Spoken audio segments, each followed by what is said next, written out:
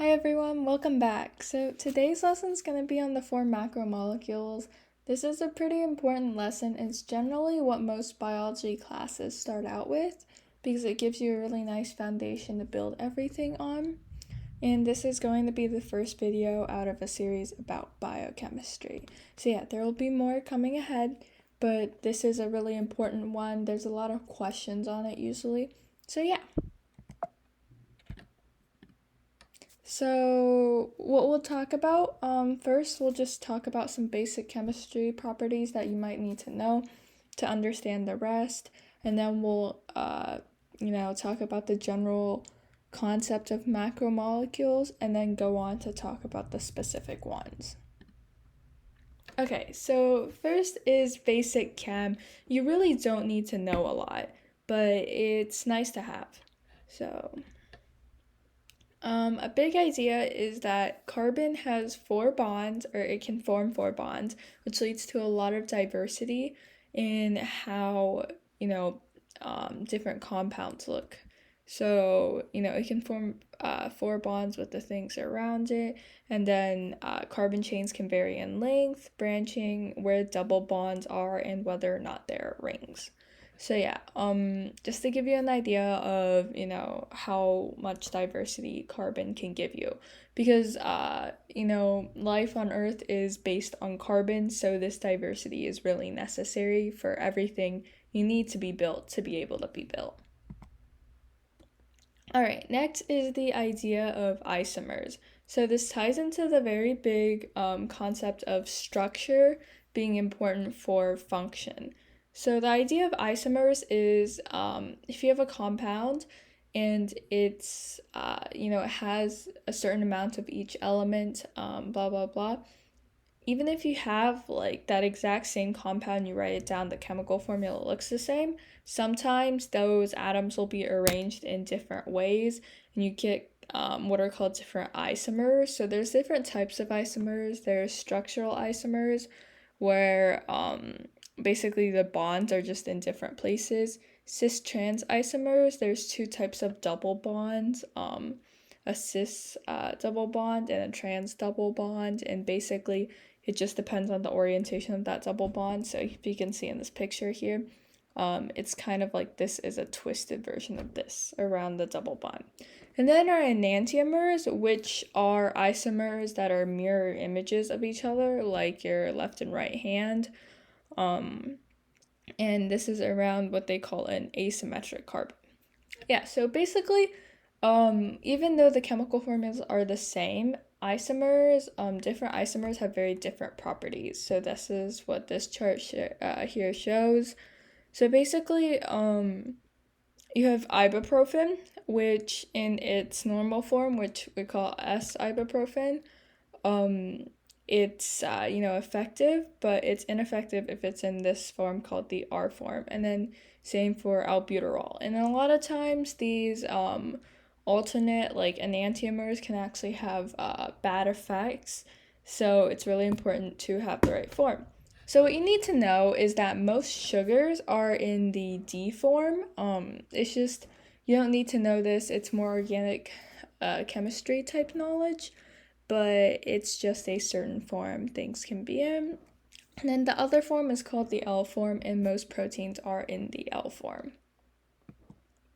All right, so next are functional groups. I'm not going to talk about all of them, but here's the list. It's very, just like pause and look at it, try to remember everything, because these names are going to come up a lot and they're really important to the properties a lot of macromolecules and just other things in biochemistry. And 2 basics about macromolecules. So first, there's this concept of polymers and monomers. So basically, your macromolecules, most of them have monomers, which are kind of like the single units. So like if you think Legos, it's like one Lego brick. And then polymers are kind of what you get when you string those together. So let's say, you build a tower with your Lego bricks. That's kind of what it's like. And the way you put them together and take them apart, is through dehydration reactions or condensation reactions and hydrolysis. So basically, dehydration reactions are a type of condensation reaction, and we call them dehydration reactions because it involves a water. So basically, when you form a bond, you take an H from, your polymer, and then you take an OH from your monomer, and that becomes a water, and then you form a bond there. So this is how you link monomers together to make a polymer. And if you want to take that apart, then you use hydrolysis, which is basically when you add that water back in to break your polymer into two pieces. So yeah, again, dehydration reactions, they're a type of condensation reaction. Condensation reactions, you just get something out of them. And then for a dehydration reaction, that would be water. To sugars and carbs. So for sugars, the monomer is going to be called a monosaccharide, mono for one.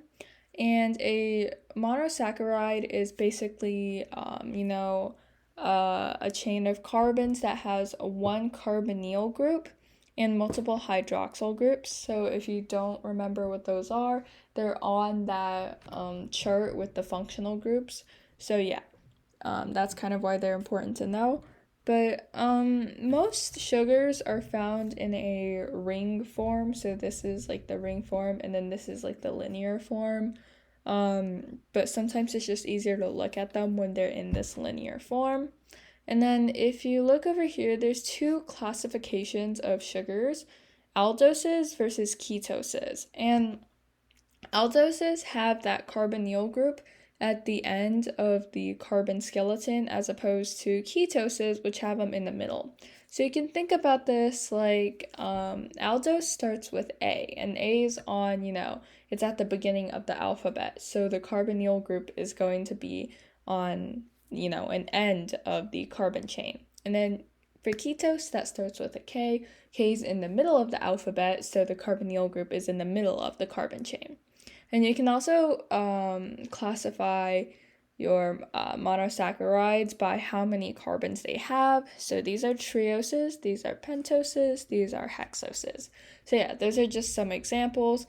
And then I've listed some out here as well. There's some repeats, but these are kind of, some important ones that show up a lot. So glucose, fructose, and galactose, you see these a lot in food, and then deoxyribose and ribose are found in, DNA. All right, so here's just some examples of polymers. So we have disaccharides, which are two monosaccharides together, so di for two. These are just the important ones. Maltose is made of two glucoses. Sucrose is one glucose, one fructose. So that's this picture right here. And lactose is one glucose and one galactose. So here. And some oligosaccharides. Oligosaccharide is a word that's used for chains of monosaccharides, about 3 to 10 monosaccharides long. And one example is raffinose, which is galactose plus glucose plus fructose. And then we have polysaccharides. There's a few notable ones. These are just the 10 plus chains. So plants use starch to store their sugar they got from photosynthesis. And there's two major forms, so amylose and amylopectin. And amylopectin is more branched than amylose. Amylose is just kind of like a straight line. And what that means, like what causes that, is amylose has a lot of 1 to 4 linkages. So basically, when you have, your ring of carbons or a chain of carbons, you can put numbers on them, and this just means that number 1 on one carbon connects to number 4 on another carbon. So you can see that right here. And then 1 to 6 linkages, that's when, here, the number 1 carbon on this sugar connects to the number 6 carbon on this sugar. So yeah, and basically when you have 1-4 linkages, it makes a chain. 1-6 linkages, start branching off. So you can remember that as 1,4 is more and 1,6 is twist. So you're branching. Yeah, and then glycogen is really similar to starch, but it's for animals. And it's the most branched out of, starch and, amylose, amylopectin, and glycogen. So it's the most branched, and it's very good for us when, we're storing sugar and we need it fast. So yeah. Moving on, there's cellulose. So cellulose and chitin down here are both like structural. Like these are for food storage, but cellulose and chitin are to maintain the structure of organisms. And then cellulose is different from, say, amylose because it uses a different form of glucose called beta glucose.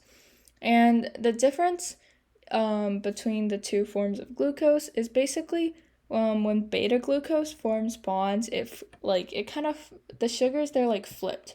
So if you see for amylose, all of the OHs are on the same side, but for cellulose, it alternates. So that's kind of the big difference. It just has to deal with one particular molecule, I believe, or one particular atom sticking into the plane or out of the plane in a different way than it does for alpha glucose, which is the type of glucose used to make starch and glycogen. So yeah, cellulose is the most common organic molecule because it's found in plant cell walls, and we obviously see lots of plants everywhere every day. Chitin, it's also called N-acetylglucosamine, and it's used in fungi cell walls and also for the exoskeletons of insects. So it's special because it has a nitrogen-containing group attached on it. You can see a picture of it right here. So here are the basic properties and functions of lipids. So the most important property, maybe, is that lipids are hydrophobic, meaning that they don't like to interact with water. So think about how oil separates with water, or, you kind of grease something up if you don't want it to get wet. So yeah, this is because lipids are mostly made out of carbon and carbon-hydrogen bonds are non-polar. So water is polar, and, like likes to interact with like, polar things like to interact with polar things. And because lipids are nonpolar, they don't like to interact with water, so they're hydrophobic. And the next property is that lipids actually don't have true polymers. So there's different ways, lipids can be put together that are kind of, like motifs of sorts, but there's no true polymers. And lipids generally aren't big, and there's 3 big categories that you should know, which are fats, phospholipids, and steroids. So the functions of lipids are for energy storage. They store twice as much energy as polysaccharides, and they're useful for animals and for seeds. Because if you think about a plant, it doesn't matter if they're, conserving space with their energy storage. Because they're not moving around. Like trees don't have to, walk themselves, right? But for animals, you have to kind of take your energy storage around with you. So the more space you can save, the better. And one thing to mention is that while lipids are good for storing energy in a compact way, it's easier to access energy stored in sugars. So, plants, because they don't need compact storage, it's easier for them to just use starch for pretty much everything. But for seeds, it's just seeds are small, and it's just easier for them to have everything in the form of, an oil. So yeah, lipids are also good for cushioning vital organs. So think about like the fat around your kidneys, and then also insulation. So like blubber in marine animals, it keeps them warm in cold waters. Okay, so the first category is fats, also called triacylglycerols or triglycerides. So this name, White has this name, is pretty obvious if you look at the structure of a fat. A fat is 1 glycerol plus 3 fatty acids, and it's made through a dehydration reaction. So in this picture here, this is the glycerol, and glycerols are alcohols. What makes them alcohols is that each one of these carbons has a hydroxyl or an OH group attached to it. And then these fatty acids are acids because they have a carbonyl at the end. And then the dehydration reaction takes this water out, and you get a bond called an ester linkage. So there's two categories of fats, saturated and unsaturated fats. A big difference is that saturated fats have no double bonds, while unsaturated fats have at least one. So the change it makes is that having a double bond in your fatty acid tail causes a kink, so there's kind of a bend. And when you don't have any kinks, it's really easy to pack all of your fats together very tightly. But when you do have a kink, it's difficult. So when you can, for saturated fats where you can pack it together tightly, they're mostly solid at room temperature. And most animal fats are saturated, like lard and butter. And most, unsaturated fats are liquid at room temperature, and they're used by plants in like fish. So think olive oil and cod liver oil. And then something that, industries and like food makers use is hydrogenation. So if you've ever heard of hydrogenated fats, basically that's when they turn an unsaturated fat into a saturated fat by saturating it with hydrogens. Hence why it's called hydrogenation. And this is good for, I believe, like taste or something, but it's not really good for your health to have a lot of hydrogenated products because like saturated fats in general just aren't that good for you. They can cause heart disease, and hydrogenation can cause the production of trans fats, which don't occur in nature. There's something that are just a byproduct, but they aren't good for you as well. They clog up your arteries, and it's just not really good for you. Yeah. Phospholipids. Phospholipids create your cell's membrane. So if you think of your cell as like a water balloon, it's like the actual balloon part. So they're pretty important. So this is like the anatomy of a, standard phospholipid. So you've got a phosphate right here attached to a glycerol, which is attached to two fatty acid tails. And up here you have a little group. In this case it's choline, but it could be something else. So on these tails, you have one kink on one of the tails, and then the other one's just straight. So this is your standard phospholipid. And everything up here is, usually very hydrophilic, because you see how like everything's kind of charged or, polar. And then the fatty acid tails are nonpolar. So what that means is when you have a bunch of phospholipids and you put them in water, they orient themselves like this. So they have the hydrophilic heads facing the water, while the hydrophobic tails are on the inside. So you get something that looks like this. And this is what called a phospholipid bilayer, and it forms, the membranes of cells, and also membranes of like different organelles within the cells. So yeah, and then here are just some variations you can get on a phospholipid, these three. So this one's called phosphatidylcholine because it's got a choline. But yeah, this is just if you've got other groups. And then you can also replace the glycerol with different things. So this one we have a sphingosine instead of this part down here. And that can result in sphingolipids, and one of which is right here, the sphingomyelin. All right, steroids. So steroids, you can recognize them because they have a carbon skeleton made of 4 fused rings. And one example is cholesterol. Probably heard of it. It's part of cell membranes. It's a precursor for other steroids and hormones. And you make it in your liver, but you can also get it from food. Proteins. So proteins have a lot of functions within your cells. I believe they make up like about 50% of the dry weight of your cells, so they do a lot of things. Here are just some examples. You can look at them. It's not too important to know like each of them yet. Like you'll end up learning about pretty much all of these examples later on, just with other topics in biology. But it just gives you a good idea of, how many different functions proteins can have. So the monomers of proteins are called amino acids, and this is the standard structure for one. So you have a carbon in the middle, and it's called the alpha carbon. And then you have an amino group on one side and a carboxyl group on the other side. And you have an H right here, and then the side chain is also called an R group. And between different amino acids, this is the only thing that changes, and it determines all the different properties of the amino acids. So here is a chart of all the amino acids you should know. They're the ones that humans use to build proteins. So here are a bunch of mnemonics to remember, the different properties of these amino acids.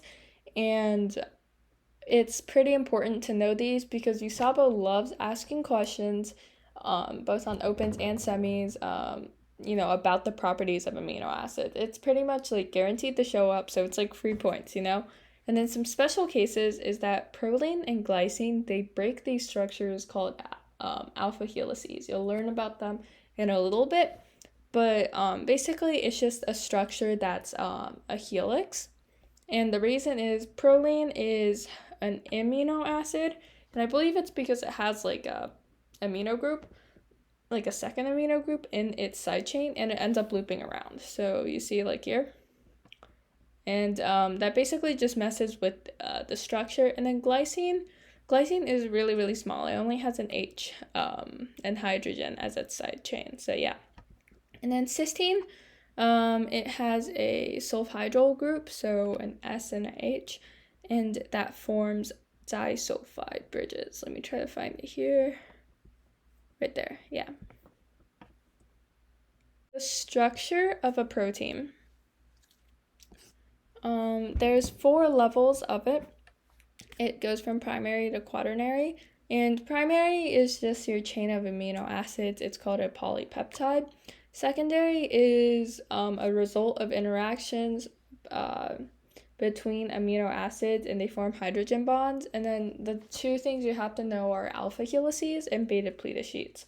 So alpha helices are formed, they look kind of like spirals, and they're formed by hydrogen bonds between every 4th amino acid on the spiral. And if you remember earlier, glycine and proline kind of break a helix, so they're not really allowed to be in the helix. Beta pleated sheets are kind of similar, but they're flat, and it's, again, hydrogen bonds between adjacent amino acids. Tertiary structure is the 3D structure of a protein, and this is caused mostly by interactions between, side chains. So one such interaction, they call them hydrophobic interactions, and it's basically just that hydrophobic side chains really don't like to touch water. So if you put this,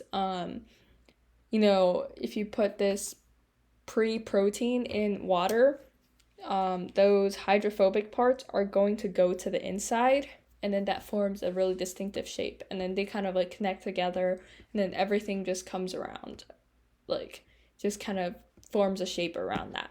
And then there's also disulfide bridges formed by cysteines. They're covalent bonds and they're really strong, but yeah, that's part of tertiary structure. Then quaternary structure is if you have multiple, tertiary structure peptides, and then you put them together. All right, so there's also a classification of fibrous versus globular proteins. That's just really talking about the shape. So fibrous is really long, linear-looking proteins. So think collagen. Globular proteins, they're like more globby. They're like round. So like hemoglobin. And then proteins can be denatured. It just means, returning it to primary structure. And this is caused by pH, change in temperature, or other chemical factors. So it's really important to, keep proteins in a constant state. Like think about like when you have a fever, you don't want to have a fever for too long, because what that can do actually is denature your own proteins, and you really don't want that because they do so much for you. So yeah, but in general, structure and proper folding is really important for function. Like prions cause diseases like mad cow disease, and prions are just misfolded proteins. And it's a very serious, very bad disease. And it's just because the protein was folded wrong. So yeah, in order for proteins to work right, do their function, they need to be folded right, and yeah. Nucleic acids. So here's just a little bit about the role of nucleic acids. There's two types, DNA and RNA, and they do different things. And the main role of both of them is in gene expression. So DNA is what's inherited. It's what you get from your parents, what your parents got from your grandparents, etc. And it's kind of like the big guidebook for everything. But it stays put in part of your cell, the nucleus. So we need something to kind of take that information out to a place where you can use it to make proteins.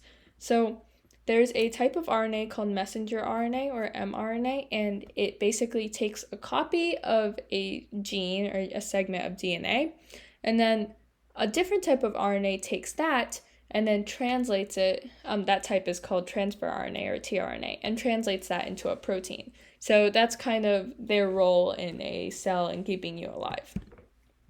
So here's the structure of a nucleic acid. The monomer of a nucleic acid is called a nucleotide, and the structure of that is a 5-carbon sugar or a pentose. It's deoxyribose or ribose plus a nitrogenous base. So there's two types of nitrogenous bases. There's a pyrimidine, which is 1 ring, or a purine, which is 2 rings. So these are types of bases, and it's adenine, thymine, uracil, cytosine, and guanine. Those are the types that are used in humans. And CTU are pyrimidines, purines are A and G. So you can kind of remember like how many rings they have by thinking that even though purine is the smaller word of the two, it has 2 rings. So it's kind of like backwards like that. And then you can use the mnemonic pure as gold to remember that purines are A and G. And yeah, and then the last thing a nucleotide has is 1 to 3 phosphate groups. And this isn't included in a nucleoside. A nucleoside is just the base plus a sugar. So yeah, here's just pictures of everything I talked about. And now we move on to actually making the big DNA or RNA. So we have this thing called a sugar phosphate backbone that's made with the sugars and phosphates. So these yellow things are phosphates, the green things are sugars. And we mentioned numbering your carbons earlier, but basically the phosphate group is connected to the number 5 carbon on the sugar. And then the number 3 carbon here is a hydroxyl. So yeah, this is just how it's connected, and then the connections are called phosphodiester linkages. But yeah, and then just in your DNA or RNA, adenine pairs with thymine, cytosine pairs with guanine. There's a lot of mnemonics for this, like all tigers can growl, like A and T, and then C and G go together. But yeah, except for in RNA, you don't use T, you use uracil. But just all the pairing still works the same. You just replaced thymine with uracil. So yeah, differences between DNA and RNA. So obviously the sugars, but additionally DNA is double-stranded while RNA is single-stranded, and that means that RNA can actually pair with itself. So like, say you have the cytosine up here, it can pair with this guanine down here. So that makes it, convenient because RNA can form into like different shapes. So like transfer RNA, which we mentioned earlier, actually looks kind of like a little T, because it's able to pair with itself in a unique way. And yeah, the numbering of carbons we mentioned with the 5' and the 3' carbon, like you read this 5' and 3', it means that DNA is anti-parallel. So we have a 5' end and a 3' end over here. But because of the way DNA is, the 5 on this strand, the 5' end is going to be here, the 3' end is going to be here. And anti-parallel just means they go in different directions, but they are parallel. All right, now that's the end of the presentation. I really hope that was helpful. If it was, please leave a comment or a like, and I'll make sure to post more of these videos. I hope this helped.